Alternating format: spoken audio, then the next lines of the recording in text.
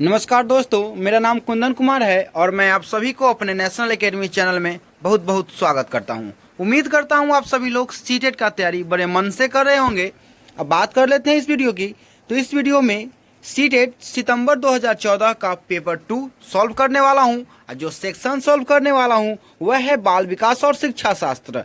तो वीडियो शुरू करने से पहले आप सभी से एक ही रिक्वेस्ट रहती है, इस वीडियो को लाइक कर दे, अपने मित्रों के पास शेयर कर दे और पहली बार हमारे नेशनल एकेडमी चैनल पे हैं तो हमारे नेशनल एकेडमी चैनल को सब्सक्राइब कर ले, बेल आइकन को दबा ले ताकि जब भी मैं नया वीडियो अपलोड करूं तो आपके पास नोटिफिकेशन चला जाए, जिसके माध्यम से आप हमारे वीडियो को देख सकते हैं। तो आइए आज के पहले नंबर सवाल से इस वीडियो को स्टार्ट करते हैं। आज का पहला सवाल आपके स्क्रीन पे, शिक्षण का विकासात्मक परिप्रेक्ष्य शिक्षकों से यह मांग करता है कि वे, आपके सामने 4 ऑप्शन हैं। सारे ऑप्शनों को मैं नहीं पढ़ूंगा क्योंकि सारे ऑप्शनों को जब पढ़ने लगता हूं तो समय ज़्यादा लगता है और वीडियो लंबा हो जाती है। तो आप ही के द्वारा कमेंट आता है कि सर सारे ऑप्शन को ना पढ़ें, तो मैं सारे ऑप्शन को यहाँ नहीं पढ़ने वाला हूँ। अगर आपको वीडियो तेज लगे तो वीडियो को रोक कर प्रश्न को समझ लेंगे, उसके बाद सही आंसर पे जाएंगे। तो यहाँ पे जो आंसर निकल के आएगा वह होगा, विकासात्मक कारकों के ज्ञान के अनुसार अनुदेशन युक्तियों का अनुकूलन करें, यानी ऑप्शन जो 2 है वह बिल्कुल सही है। आगे बढ़ते हैं अगले प्रश्न की ओर। अगला प्रश्न आपके सामने, शिक्षार्थी तब तक नहीं सीख सकते जब तक, सभी ऑप्शन को देखेंगे आप, वीडियो फास्ट रहेगा तो आप रोक कर प्रश्न को समझ लेंगे, उसके बाद सही आंसर पे जाएंगे दोस्तों। तो यहाँ पे जो आंसर निकल के आएगा, शिक्षार्थी तब तक नहीं सीख सकते जब तक वे सीखने के लिए तैयार न हो, यानी ऑप्शन जो 3 है बिल्कुल सही होगा। आगे बढ़ते हैं अगले प्रश्न की ओर। अगला प्रश्न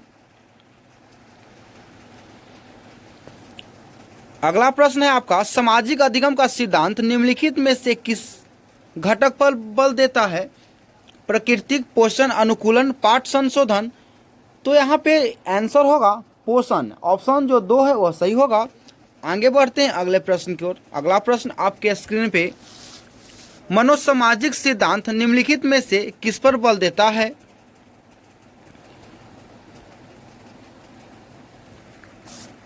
तो मनोसामाजिक सिद्धांत जो है वह बल देता है उद्यम के मुकाबले में हीनता स्तर पे, यानी ऑप्शन 3 यहाँ पे सही होगा। अगला देखेंगे हम लोग, यह तथ्य कि बच्चों को सांस्कृतिक रूप से प्रासंगिक ज्ञान की आवश्यकता होती है निम्नलिखित में से किस व्यक्ति से संबंधित है? डार्विन, स्किनर, ब्रॉन फेनब्रेनर या वाइगोस्की। 5वां नंबर प्रश्न का जो आंसर होगा वह होगा वाइगोस्की, यानी ऑप्शन 4 बिल्कुल सही होगा। और मैं आपसे आशा करता हूं कि आप सभी लोग सीटेट का तैयारी शानदार कर रहे हैं और 120 अंक से अधिक प्राप्त करेंगे।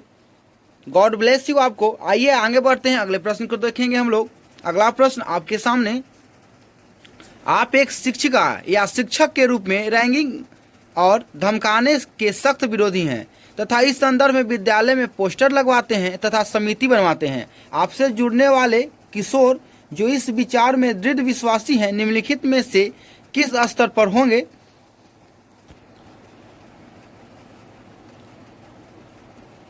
तो यहाँ पे आंसर होगा ऑप्शन नंबर 3, उत्तर पारंपरिक स्तर बिल्कुल सही होगा। आगे बढ़ते हैं, अगले प्रश्न को देखेंगे। शानदार मेहनत करें आप, ताकि जब आप सीटेट का एग्जाम देने जाएं तो 150 मार्क का जो प्रश्न पत्र आपको मिलेगा उसमें 120 नंबर कम से कम आप लाएं तो आपके लिए बेहतर होगा। जो प्रश्न है 7 नंबर, प्रगतिशील शिक्षा निम्नलिखित में से किस कथन से संबंधित है? सभी ऑप्शन को आप देखेंगे, समझेंगे, उसके बाद ही सही आंसर बताएंगे। लास्ट में कमेंट बॉक्स में हमें जरूर बताइएगा आप 30 प्रश्न में कितना सही किए हैं। यहाँ पे जो आंसर निकल के आएगा दोस्तों वो होगा ऑप्शन 2, ज्ञान प्रत्यक्ष अनुभव और सहयोग से उत्पन्न होता है। आगे बढ़ते हैं, बहुबुद्धि के सिद्धांत के संदर्भ में एयरफोर्स पायलट बनने के लिए निम्नलिखित में से कौन सी बुद्धि की आवश्यकता होती है? 8 नंबर प्रश्न का आंसर होगा ऑप्शन 3, गतिक। ध्यान रखेंगे। आगे बढ़ते हैं, सभी लोग बार बार मैं बोल रहा हूँ, जोरदार मेहनत करें, शानदार मेहनत करें, ताकि आप आने वाले एग्ज़ाम जो है सीटेट का उसमें आप सफलता पा सकें। बुद्धि की स्पीयरमैन परिभाषा में कारक जी है। 9 नंबर प्रश्न, इसका सही आंसर होगा सामान्य बुद्धि, ऑप्शन 3 बिल्कुल सही होगा। आगे बढ़ते हैं। अगर यह वीडियो आपको यूजफुल लगे, आपको अच्छा लगे, तो इस वीडियो को एक लाइक कर दें। आपका एक लाइक से मोटिवेशन बढ़ता है दोस्तों। और पहली बार हमारे नेशनल एकेडमी चैनल पे हैं तो हमारे नेशनल एकेडमी चैनल को सब्सक्राइब कर ले, बेल आइकन को दबा लीजिएगा। चलिए 10 नंबर का जो प्रश्न है, छिपी हुई वस्तुएं ढूंढ निकालना इस बात का संकेत है कि शिशु निम्नलिखित में से किस संज्ञानात्मक कार्य में दक्षता प्राप्त करने लगा है। वस्तु स्थायित्व यहाँ पे आंसर होगा, ऑप्शन बी बिल्कुल सही होगा। आगे बढ़ते हैं। अगला प्रश्न, निम्नलिखित में से कौन सा समाज में लिंग समानता का मानदंड हो सकता है। निम्नलिखित में से कौन सा समाज में लिंग समानता का मानदंड हो सकता है। तो ध्यान रखेंगे जो इसका आंसर निकल के आएगा वह होगा कक्षा 12 तक पहुंचने वाले लड़कों और लड़कियों की संख्या की तुलना, बिल्कुल सही होगा, ऑप्शन 3। आगे बढ़ते हैं।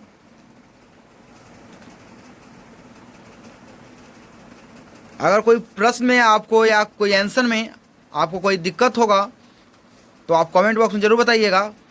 कोशिश करते हैं कि मैं आपको 100% सर्टिफाई कर दूं। 12 नंबर प्रश्न, वैयक्तिक अंतरों का ज्ञान शिक्षकों की मदद किसमें करता है। तो यहाँ पे जो आंसर होगा सभी शिक्षार्थियों की व्यक्तिगत आवश्यकताओं का आकलन करने और उसके अनुरूप उन्हें पढ़ाने में, ऑप्शन 4 बिल्कुल सही होगा दोस्तों 12 नंबर प्रश्न का। आगे बढ़ते हैं अगले प्रश्न की ओर। अगला प्रश्न, सीखने के लिए आकलन। 13 नंबर प्रश्न, तो मैं बता दूं सीखने के लिए आकलन जो है अभिप्रेरणा को बढ़ावा देता है, ऑप्शन जो पहला है प्रश्न का आंसर होगा। आगे बढ़ते हैं अगले प्रश्न की ओर। विद्यालय आधारित आकलन, 4 ऑप्शन है, सभी को देखेंगे, प्रश्न को समझेंगे आप। मैं ज़्यादा टाइम नहीं ले रहा हूं और वीडियो अगर आपको लंबा वीडियो आपको फास्ट लग रहा होगा तो आप वीडियो को रोककर प्रश्न को समझ के फिर आप सही आंसर पे जाएंगे। तो यहाँ पे जो आंसर होगा 14 नंबर का वह होगा रचनात्मक प्रतिपुष्टि उपलब्ध कराते हुए सीखने में संवर्धन करता है, यानी ऑप्शन जो 3 है सही होगा। आगे बढ़ते हैं। कक्षा में शिक्षार्थियों से कहा गया कि वे अपने समाज के लिए क्या कर सकते हैं। इसे दर्शाने के लिए एक नोटबुक में अपने कार्य की विविध शिल्प कृतियों को संयोजित करें। यह किस प्रकार की गतिविधि है। तो यह पोर्टफोलियो आकलन है, ऑप्शन 4 सही होगा। आगे बढ़ते हैं। वीडियो फास्ट लग रहा है तो आप वीडियो को रोककर प्रश्न को समझेंगे, फिर आप सही आंसर पे जाएंगे। मैं आपसे बार बार यह बोल रहा हूं, आपके पास यह ऑप्शन है। 16 नंबर का जो प्रश्न है, शिक्षार्थियों को सबसे कम प्रतिबंधित विद्यालय वातावरण में रखने के माध्यम से विद्यालय, तो यहाँ पे जो आंसर होगा दूसरे बच्चों को संवेदनशील बनाता है कि वे अलाभान्वित बच्चों को दबाएं नहीं और उन्हें नीचा न दिखाएं, बिल्कुल सही होगा ऑप्शन 4 16 नंबर प्रश्न का। आगे बढ़ते हैं। एकाग्रता समय के साथ मेल बैठाने के लिए एक दत्त कार्य को पूरा करने के लिए आवंटित समय को दबाना और चरणबद्ध तरीके से इस एकाग्रता समय को बढ़ाना निम्नलिखित में से किस प्रकार के विकार से निपटने के लिए सर्वाधिक उपयुक्त है। तो एकाग्रता ह्रास अतिक्रियाशील विकार बिल्कुल सही होगा। 4 नंबर का जो आंसर होगा यहाँ पे ऑप्शन 4 बिल्कुल सही है। आगे बढ़ते हैं। और अभी तक आप हमारे नेशनल एकेडमी चैनल को सब्सक्राइब नहीं किए हुए हैं तो हमारे नेशनल एकेडमी चैनल को सब्सक्राइब कर ले, बेल आइकन को दबा लें ताकि एक भी वीडियो मेरा मिस ना हो आपको। 18 नंबर प्रश्न, निम्नलिखित में से कौन सा उपागम अशांतकारी व्यवहार संबंधी विकार वाले बच्चों के साथ व्यवहार करने के लिए बच्चों को उसके आसपास के लोगों और सामाजिक संस्थाओं के साथ अंतःक्रिया करने का सुझाव देता है। इसका आंसर क्या होगा। यहाँ आंसर जो निकल के आएगा वह होगा पर्यावरणीय, ऑप्शन 2 यहाँ सही होगा। 19 नंबर प्रश्न देखेंगे हम लोग। रेंजुली प्रतिभाशाली की अपनी डैश परिभाषा के लिए जाने जाते हैं। त्रिवृत्तीय के लिए जाने जाते हैं परिभाषा के लिए, बिल्कुल सही होगा ऑप्शन 3। आगे बढ़ते हैं अगले प्रश्न की ओर। प्रतिभाशाली शिक्षार्थियों के लिए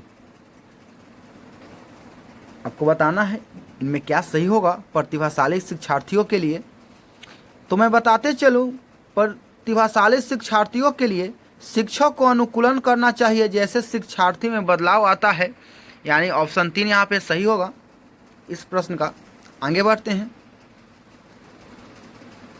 अधिगम नियोग्यता वाले बच्चे की प्रगति का निरीक्षण करने के लिए निम्नलिखित में से कौन सी पद्धति सबसे उपयुक्त है। आपको बताना है इन 4 ऑप्शन में कौन सही होगा। इस प्रश्न का आंसर आएगा, तो यहाँ पे आंसर जो होगा संरचित व्यवहार परक अवलोकन, बिल्कुल सही होगा ऑप्शन 4 यहाँ पे। आगे बढ़ते हैं अगले प्रश्न की ओर। अधिगम नियोग्यता वाले शिक्षार्थियों द्वारा एक पूर्ण और उत्पादन जीवन जीने के अवसरों को बढ़ाने का सबसे सही तरीका है। तो जो सबसे सही तरीका है वह होगा विविध कौशलों और युक्तियों का शिक्षण करना जिसे सभी संदर्भों में लागू किया जा सके। 22 नंबर प्रश्न का ऑप्शन 3 सही होगा। आगे बढ़ते हैं अगले प्रश्न की ओर। 23 नंबर का जो प्रश्न है, वाइगोस्की के सामाजिक सांस्कृतिक सिद्धांत के अनुसार इसमें क्या सही होगा। जो 4 ऑप्शन है आपको बताना है। आप लोग शानदार मेहनत करें ताकि आपका सीटेट में अच्छा मार्क्स आए, आप सीटेट क्वालिफाई हो। तो यहाँ पे जो आंसर निकल के आएगा 23 नंबर प्रश्न का वह होगा सांस्कृतिक और विकास में महत्वपूर्ण भूमिका निभाते हैं। ऑप्शन पहला सही होगा। अगर आप बेहतर मेहनत करेंगे तो आप निश्चित सफलता पाएंगे। दोस्तों बार बार मैं आपसे अनुरोध कर रहा हूँ, निवेदन कर रहा हूँ, जोर तोड़ मेहनत करें। 24 नंबर का जो प्रश्न है, व्याख्या अनुमान और अथवा नियंत्रण प्राकल्पना डैश के लक्ष्य हैं, माफ कीजिएगा। 24 नंबर का प्रश्न का जो आंसर होगा वैज्ञानिक पद्धति, बिल्कुल सही होगा। आगे बढ़ते हैं अगले प्रश्न की ओर। वीडियो फास्ट है तो वीडियो को रोककर प्रश्न को समझेंगे, उसके बाद आप सारे ऑप्शन को देखेंगे, फिर आप सही आंसर पे जाएंगे। 25 नंबर का जो प्रश्न है, कक्षा 7 का शिक्षार्थी गणित में त्रुटियां करता है, एक शिक्षक के रूप में आप क्या करेंगे, बताना है आपको। जब कक्षा 7 का विद्यार्थी गणित में त्रुटियां करता है तो यहाँ आंसर जो होगा शिक्षार्थी से कहेंगे कि वह विकल्पात्मक पद्धति का प्रयोग करे तथा स्वयं त्रुटि का पता लगाने के लिए उसे दोबारा करें, यानी ऑप्शन 3 यहाँ में बिल्कुल सही होगा। आगे बढ़ते हैं 26 नंबर प्रश्न के साथ। संवेदनात्मक बुद्धि बहुबुद्धि सिद्धांत के किस क्षेत्र के साथ संबंधित हो सकती है। संवेदनात्मक बुद्धि बहुबुद्धि सिद्धांत के किस क्षेत्र के साथ संबंधित हो सकती है। अंतरावैयक्तिक और अंतर्वैयक्तिक बुद्धि के साथ यहाँ हो सकता है, आंसर बिल्कुल सही होगा, पहला ऑप्शन यहाँ पे आएगा। अगले प्रश्न को देखेंगे 27 नंबर का जो प्रश्न है। 27 नंबर का प्रश्न आपके स्क्रीन पे, संवेग के मनोविज्ञान में निम्नलिखित में से किस तथ्य पर सबसे कम ध्यान दिया गया है।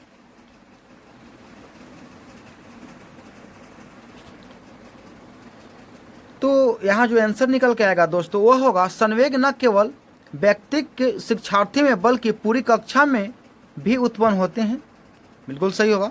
आगे बढ़ते हैं अगले प्रश्न की ओर। अगला प्रश्न, राजेश गणित की समस्या को हल करने के लिए पूरी तरह से संघर्ष कर रहा है, उसका आंतरिक बल जो उसे उस समस्या को पूरी तरह से हल करने के लिए विवश करता है डैश के रूप में जाना जाता है। तो वह प्रेरक के रूप में जाना जाता है, बिल्कुल सही होगा। प्रश्न 28 का पहला जो ऑप्शन है सही होगा दोस्तों। आगे बढ़ते हैं 29 नंबर प्रश्न की ओर। अभिप्रेरणा चक्र के संदर्भ में निम्नलिखित में से कौन सा सही क्रम है। अहिफेर्ना चक्र के संदर्भ में निम्नलिखित में से कौन सा सही क्रम में है? तो जो सही क्रम में है वह है आवश्यकता, प्रबल प्रेरणा, उत्तेजना, लक्ष्य उन्मुखी, व्यवहार, उपलब्धि, उत्तेजना में कमी, यानी ऑप्शन जो 4 है 29 नंबर प्रश्न का सही आंसर होगा। आगे देखेंगे 30वां नंबर प्रश्न और इस वीडियो का लास्ट प्रश्न। तो अभी तक आप हमारे नेशनल एकेडमी चैनल को सब्सक्राइब नहीं किए हुए हैं तो हमारे नेशनल एकेडमी चैनल को सब्सक्राइब कर लें, बेल आइकन को दबा लें और आप कमेंट बॉक्स में जरूर बताएं आप 30 प्रश्न में कितना सही किए हैं। आप यह जरूर बताएंगे आपका 30 प्रश्न में कितना सही हुआ है, कमेंट बॉक्स में आप जरूर बताइएगा। तो 30 नंबर का जो प्रश्न है दोस्तों वह है बेंड्यूरा के सामाजिक अवलोकन पर आधारित अधिगम सिद्धांत में निम्नलिखित में से कौन सी प्रक्रिया होती है? तो यहाँ पे जो आंसर होगा वह होगा प्रतिधारण, यानी ऑप्शन जो 2 है वह बिल्कुल सही होगा। तो चलिए इसी के साथ इस वीडियो को समाप्त करते हैं, फिर मिलते हैं एक नए वीडियो के साथ। तब तक के लिए आप खुश रहें, आनंद रहें। जय हिंद, जय भारत, नमस्कार दोस्तों।